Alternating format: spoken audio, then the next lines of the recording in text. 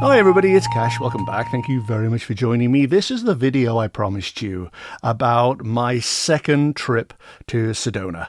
I went on a retreat there because it's a mystical place. There are vortexes of energy where people go for healing and other people see UFOs there and stuff. Sedona is a magical place on sacred land. There's lots of opportunity for personal development and healing and discoveries and so on. The first two videos I did about Sedona are up on the channel. I'll put links to them down below. After I put out the initial video, which was in 2022, a woman, a viewer of the channel, actually wrote to me called Annie Bond. She is a healer. She said, "Oh, well, I am going to Sedona on a retreat, and I've written a book about this. Would you like to read it?" So she sent me the rough version of it, Awakening Prana, but it was very much in development. And she also had sound healing audio that went with her program, which she calls the 9 Steps program. I think it's opening the door fully to your own life force energy so that your whole body, mind, spirit can regenerate and come into flow. Then she said, "Why don't you come on the next retreat in Sedona?" Now, if you have watched the channel for any length of time, you know that I have a massive phobia about people and the social awkwardness I feel when I'm around strangers. But also, it was the idea of going on a retreat and being with new people that I didn't know, and it just triggers me in all kinds of ways. But Annie's a healer, and I so wanted to have a healing from her that I said, I will go anywhere. I'll go anywhere you want, anywhere you are. She teaches at Omega in New York. I thought, well, I'll just go there. But she said, no, I'm having this retreat in Sedona. If you want to come there, I will meet you there and I will give you a healing. My only insistence was that I pay for myself, that I pay for the healing as a normal client. I didn't want it for free. So we agreed that, and I went to Sedona. I did energy pictures for this book, and initially I got a kind of glow around it, which is good. That's positive. But also, it was like, you know those old box files where you could open them and all the papers would spill out? Imagine one of those box files filled with sugar. So you stand it on its end, you open the box file, and all the sugar spills out onto the table. You can put your finger in it and lick up the sugar bit by bit because it's sweet and it's very tasty and so on. That's what the energy for this book was. It's all about healing the inner vortexes of the body, the chakras. Actually, the centerpiece of the whole 9-step practice is breaking down the density that we have because of all our suffering and the traumas that we experience on the planet, that the whole process is to remove that density that's blocking our connection to the flow of Source. It really enticed me into going on this retreat and overcoming my issues with it. It helped that I got to stay in a lovely little, what I call my leprechaun lodge. This is my little leprechaun house. It's pygmy-sized. It's like a doll's house. But so great. Apparently the energy over this bed is better, more beneficial, stronger than the energy over this bed. Apparently there are vortices in this room, in this little house. So this is the bed I'm going to be sleeping in. I mean, this is heavenly. I would put in a bid for this little leprechaun house if I could. But it's in somebody's yard. But I couldn't be more grateful right now. This is the best thing ever.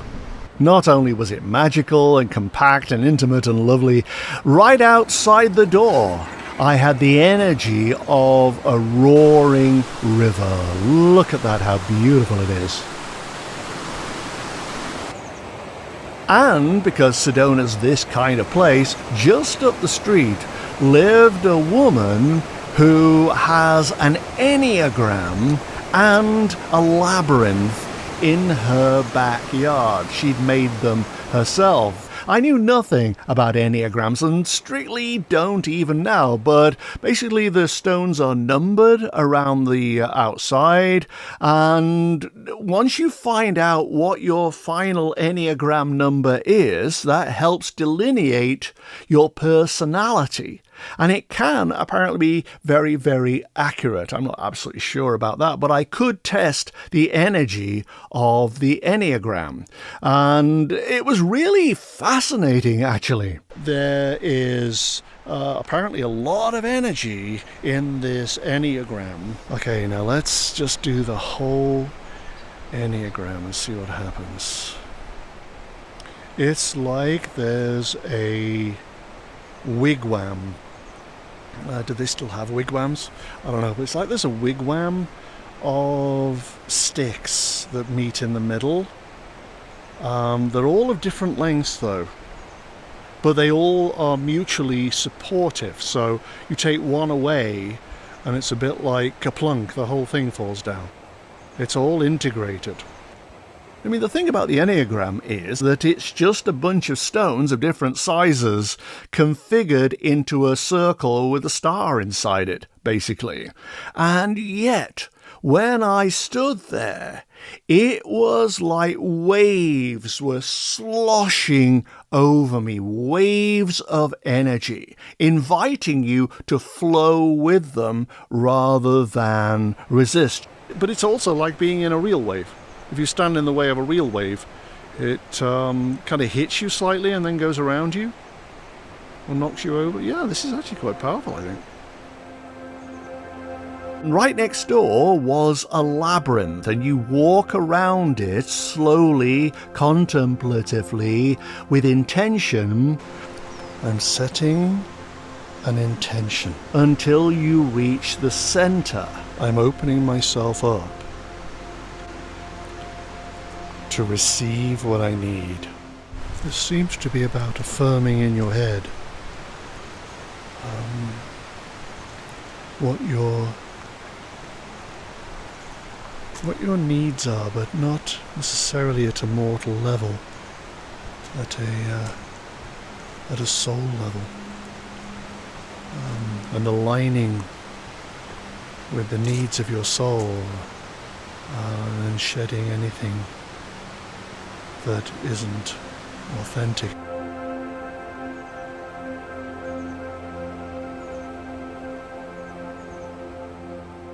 It's more powerful than I thought. I mean, you're just walking in a spiral, but the contemplative nature of it and the power of this dome-like thing is very impressive. In this sacred place, you really are able to reach higher, cosmically speaking, than on the outside. You can reach a higher place of higher consciousness.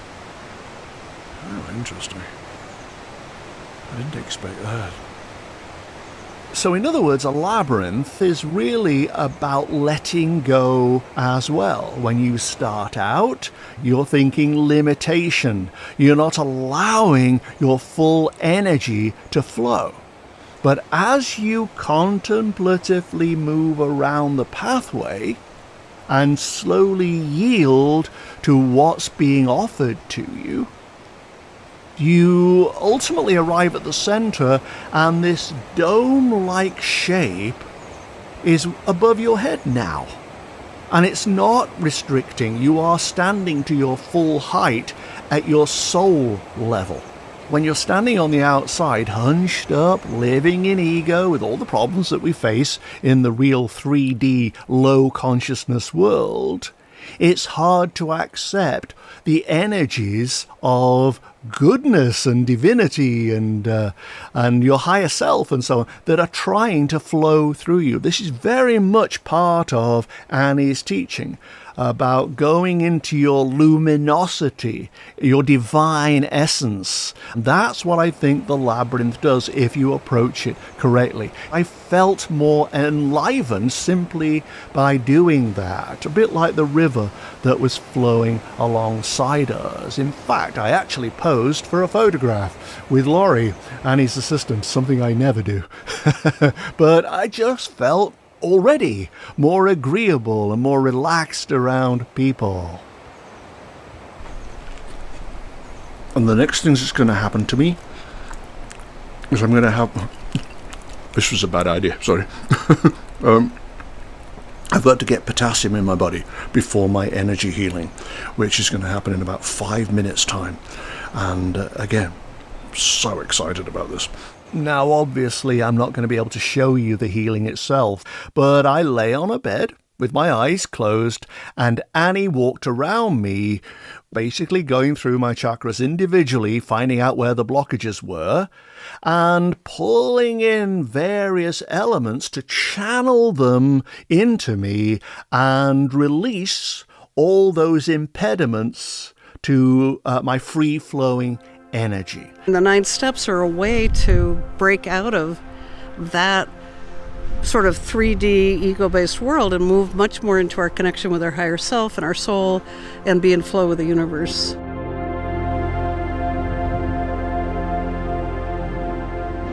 I don't know what her secret is.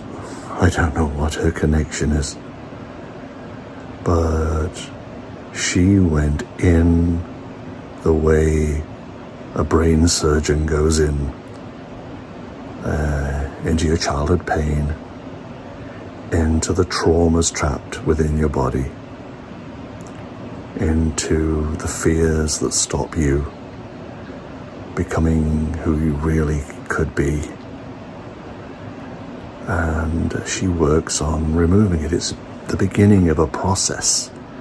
This is going to continue for 2-3 weeks, apparently. So I have no idea how this will pan out, but right now I feel as though I've had emotional surgery. But of course, the retreat hadn't started yet. That would take place at a retreat centre outside of Sedona called the Ancient Springs Retreat Centre, run by these lovely people on sacred Native American land. It's secluded and it's quiet. This is the room where the action happens when they start the retreat. They have like a circle of people and ceremonies and all kinds of different things in here. And I feel out of my depth already. And there's actually nobody here. Already I'm nervous, but they do seem like a lovely group. Hopefully I'll get through this and I won't be too nervous, but at least they're nice and they're accommodating and lovely. It's a safe space for emotional expression, under Annie's supervision, of course. At the bottom of this path, there is some kind of tribal ceremonial tree or something like that, which is supposed to be magical or have certain powers to it and is considered sacred around here. It's like a Native American sacred thing. I'm going to fall through a hole. And so I thought I would just test the energy of it, because there's going to be a little ceremony around here this afternoon with the group. Here's the tree. This is it. It's very grand and big, and they've got lots of things hanging from it.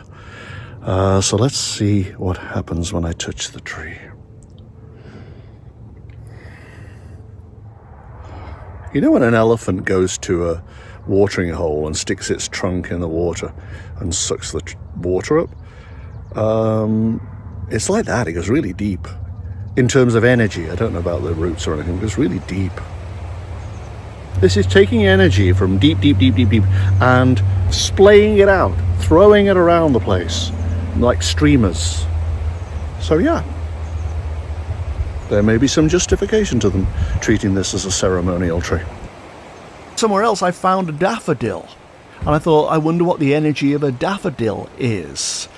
When I touch a daffodil, it's rather like one of those light bulbs that is a sort of spirally type thing. It's radiating energy, but not very far, about that far. It radiates energy outwards, and it just keeps on going. Like it's calling, it's sending out a message, like a vibration or something, round and round and round and round. At the retreat, one of the greatest things about it was the kitchen. The chefs at the kitchen are remarkable. They have an almost cosmic passion about creating pure food. We're really focused on organic, local, biodynamic, or regenerative if we can. So we're giving you the highest quality standard nutrients that you can possibly have this week. We really just want to nourish your body, your soul, and this whole experience. At some point they found out that I had massive food sensitivities, and without my even asking, they made me special scones. Really, that was the highlight of the trip, actually, getting my special scones. I love that.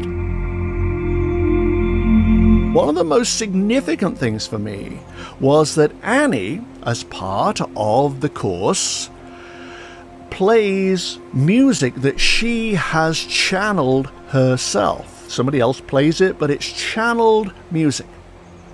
She started playing a track called Elements. And what I saw was one of those machines that they have on tennis courts when people are just practicing with themselves. And it was firing out balls of energy into the room rapidly.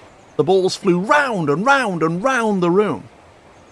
And then they oscillated into a triangular shape above the group. And what that told me was that this group, who'd just come back from lunch, they'd been chit-chatting, they'd been to the restroom, they'd walked around, done all kinds of different things. They come back to the retreat room, and this music was unifying them. It took all their disparate energies and unified them into a single triangular shape. A third element of the retreat is venturing out into the mountains around Sedona, the sacred land, and experiencing firsthand the vortices of energy there, which can be very, very powerful indeed. There are so many vortexes that you can visit. There's Cathedral Rock, there's Bell Rock, Kachinga Woman, and so on. And each one helps you in a particular way to meet yourself on the inside, to release pent-up energies that want to flow through you, but often can't because we are so grounded in our wounds and so on. There's the opportunity with this for your heart to finally crack open and to your own self, and that's what happened to me. I'll never forget when my heart sort of cracked open and the tears went down my face, and I was like, I don't know where I've been, but I came home.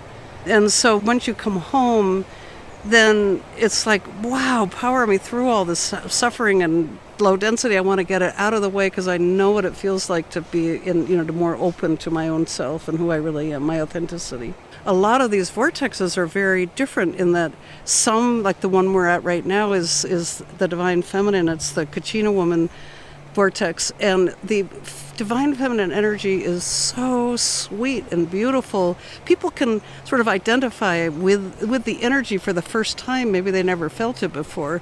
I remember last year taking somebody to the Courthouse Butte, which is a beautifully powerful divine male energy.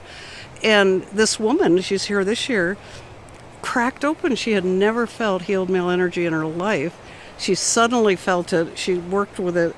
She looks like a completely different human being this year because she has opened to healed male energy for the divine male, the divine masculine for the first time in her life.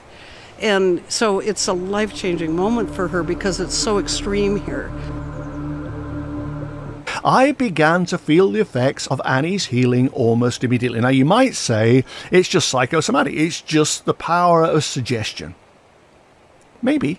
But when I got home and began to interact with people in the regular way, my friend started saying, please shut up. Please stop talking.